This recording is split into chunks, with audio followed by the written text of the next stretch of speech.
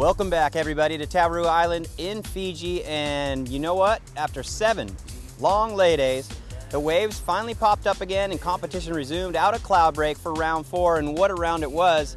Let's go straight to the tape.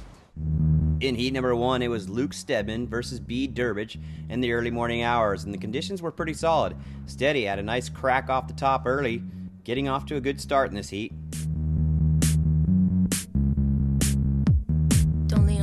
But B. Durbridge, aka the White Fijian, came firing back with a solid backhand attack. Huge snaps off the top, and Bede kept finding the barrel. You think that it's a cinch to get up in my ginch, and if you got the inch, then I'll treat you like a prince. I made a few comments, now you're acting intense. I think I made you flinch, better give yourself a pinch. Durbridge, tube riding his way into the quarterfinals. Yeah, stoked to get through that heat. It was kind of slow, and yeah, the conditions are nice. There's just not too many waves. Next up was the matchup between Timmy Reyes of California and Australian Taj Burrow. Timmy was looking to jump out to an early lead, but ran into trouble on the inside low tide section. Made you flinch, better give yourself a pinch.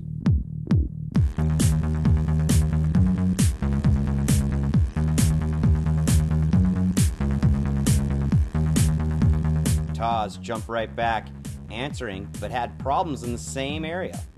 But Taj would go on to make adjustments, and his surfing from that point on looked unstoppable. Taj Burrow, wicked backhand attack, on to the quarterfinals.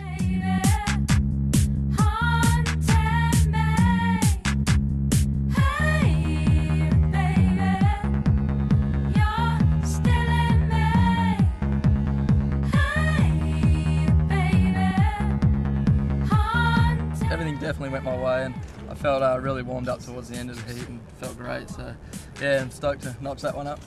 In what turned out to be one of the best matchups of the day, Bobby Martinez threaded a couple barrels versus Ace Buchan. These two fiery goofy footers went head to head and battled all the way till the end with some solid surfing.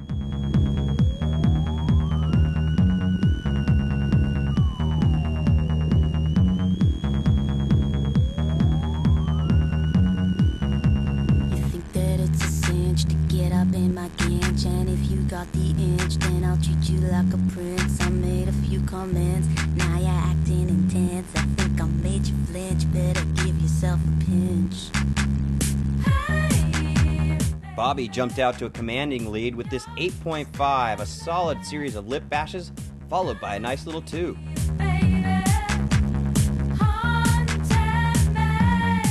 Ace did his best to answer back, and it was a valiant effort, but he just couldn't catch Bobby in the end. Martinez moving on.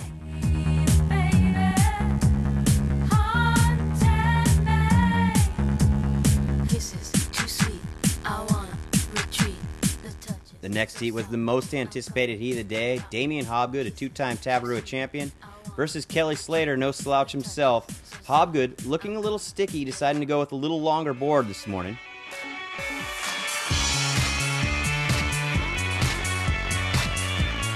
But Kelly was looking very precise. Carving and smashing, the king looked like he was feeling it.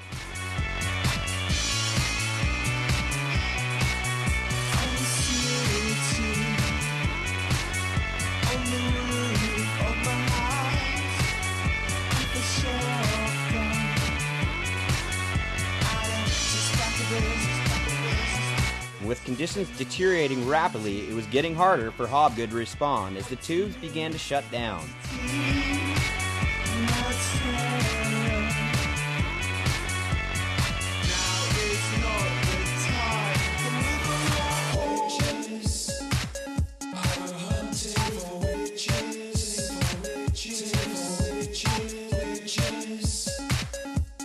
But Kelly kept the blows coming, taking the smaller waves with the open face and advancing on to the quarterfinals.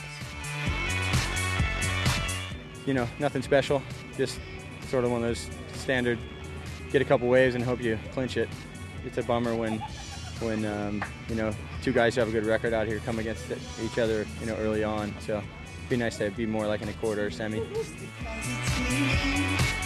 In the next heat, it was Mick Fanning, the world champ, against Dayon Nev in very trying conditions as the wind switched and picked up, making things very difficult for these surfers. But the champ, Mick Fanning, grinded this one out.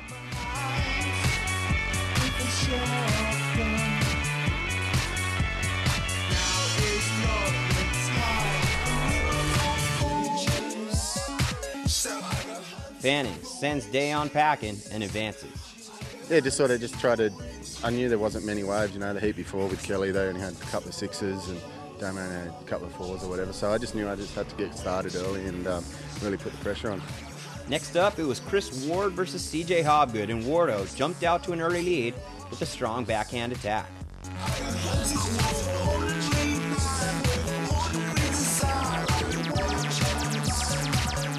But CJ would keep it close the whole way through as these two traded blows through the heat.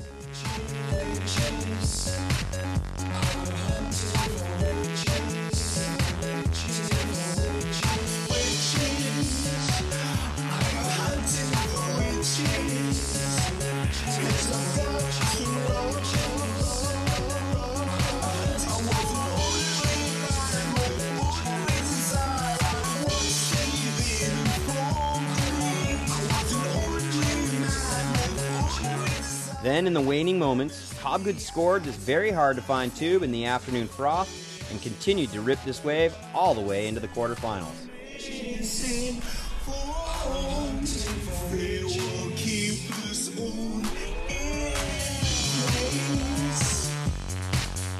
I mean, at least there was waves in the heat. There was a couple fun waves, so me and Wardo were able to surf. Wardo was ripping, man. He was doing some good turns, and fortunate enough for me, I was able to find a couple barrels. There wasn't a lot out there, but no, if he would have kept doing turns, it would have been over for me. But live to see another day. Hopefully I can get my act together next heat. Heat number 7 was a battle between the big, powerful backhanders, with Joel Parkinson facing Poncho Sullivan. Parco found some room to move as things were getting dicey out there.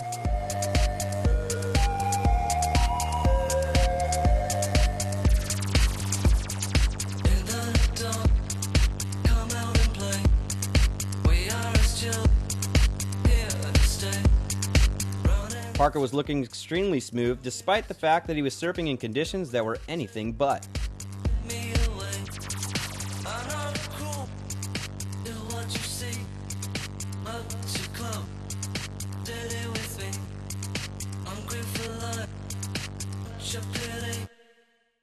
Meanwhile, Poncho kept looking for the cover-ups, but couldn't find much else afterward. So Parco, in form, moves on to the next round.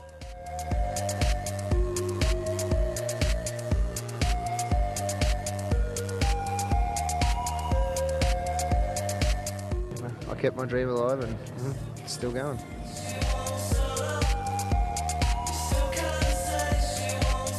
And what had to be the upset of the day was Adriano de Souza taking out Freddie Patascia. De Souza set things up in motion early with a whopping 9.0.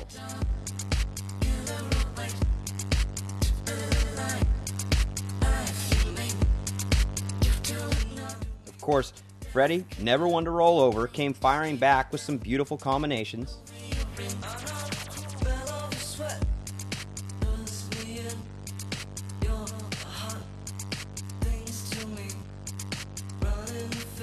But De Souza kept nabbing the open-face waves and taking advantage of them.